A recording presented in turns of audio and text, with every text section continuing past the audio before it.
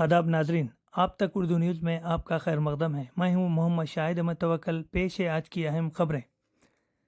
حضرت حافظ پیر خلیق احمد صابر تلنگانہ و آندھرا پردیش جمعیت العلماء ہند جنرل سیکریٹری نے کہا کہ اوقاف اسلامی معاشرے کا ایک اہم ادارہ ہے جس کا مقصد مسلمانوں کی فلاح و بہبود، دین کی خدمات کرنا ہے۔ اوقاف کی بنیاد اس اصول پر رکھی گئی ہے کہ ایک مسلمان اپنی جائیداد، زمین یا مال کو اللہ کی راہ میں وقف کر دیتا ہے تاکہ اس سے مستقل بنیادوں پر مسلمانوں کو فائدہ پہنچے۔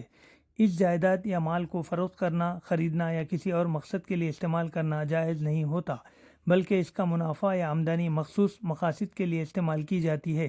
پیر خلیق احمد صابر نے عادل آباد کے اردو گھر شادی خانے میں جمعیت العلماء ہند ضلع عادل آباد کے زیر اہتمام حضرت مولانا حافظ پیر شبیر احمد صاحب صدر جمعیت العلماء ہند تلنگانہ و آندھرا پردیش کی سرپرستی و ضلع صدر جمعیت العلماء ہند حافظ ابو بکر حامد کی صدارت میں منعقدہ اجلاس بعنوان تحفظ اوقاف اور ہماری ذمہ داریاں سے خطاب کرتے ہوئے ان خیالات کا اظہار کیا۔ انہوں نے اپنے خطاب میں مزید کہا کہ اوقاف کی اہمیت اس بات پر پوشیدہ ہے کہ یہ معاشرے کے غریب و نادار افراد کی مدد کا ذریعہ بنتی ہے۔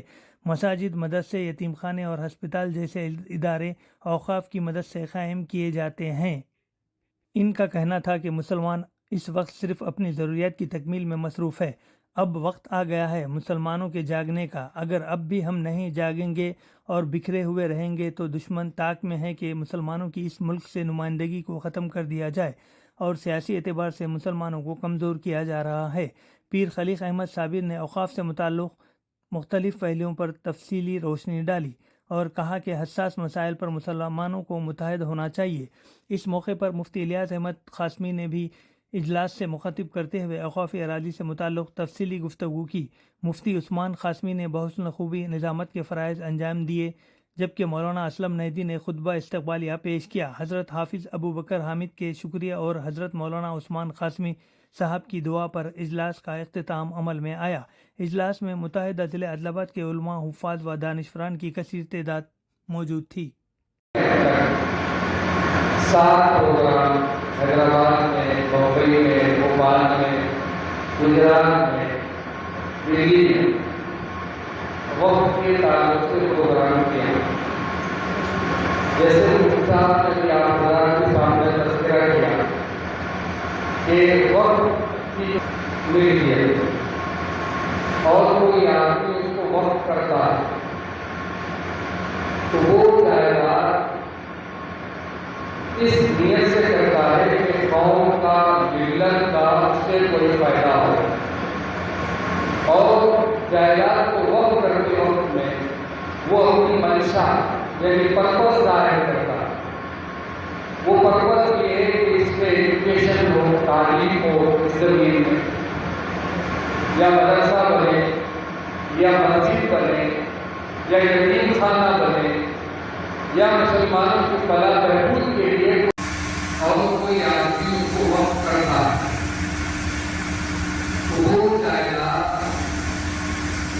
اس نیت سے کرتا ہے کہ قوم کا، ملت کا اس سے کوئی فائدہ ہو، اور جائیداد کو وقف کرتے وقت میں وہ اپنی منشا یعنی پرپس ظاہر کرتا ہے۔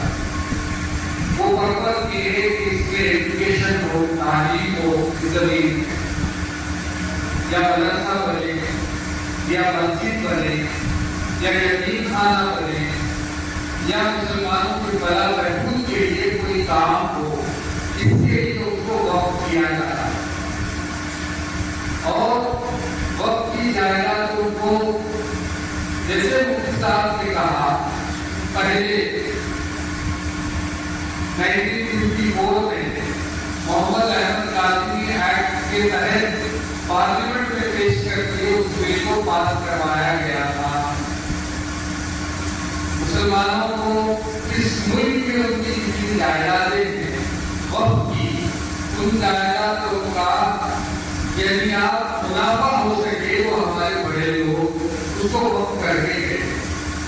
چھوٹی مثال، سادی مثال آپ کو سمجھاتے چلوں کہ آپ کی اپنی جائیداد ہے، آپ کا ایک 100 گز کا گھر ہے، 200 گز کا مکان ہے، آپ جانے سے پہلے اس جائیداد کو اپنی اولاد یا گفٹ کر کے جاتے ہیں تاکہ کل کے دن میری اولاد کو اور میرے لوگوں کو پریشان کرے.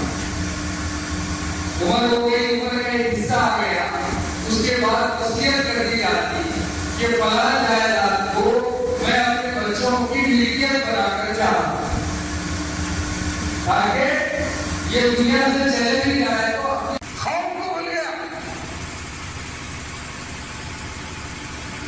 تو پھر اس آدمی سے آپ کام کیسے لیں گے؟ صاحب سمجھ ہے آپ لوگ، آپ ان سے کام کیسے لیں گے؟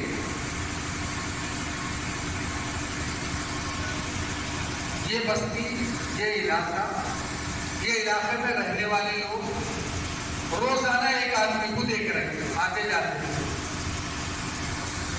اور وہ آدمی ان سے اٹیچ ہے.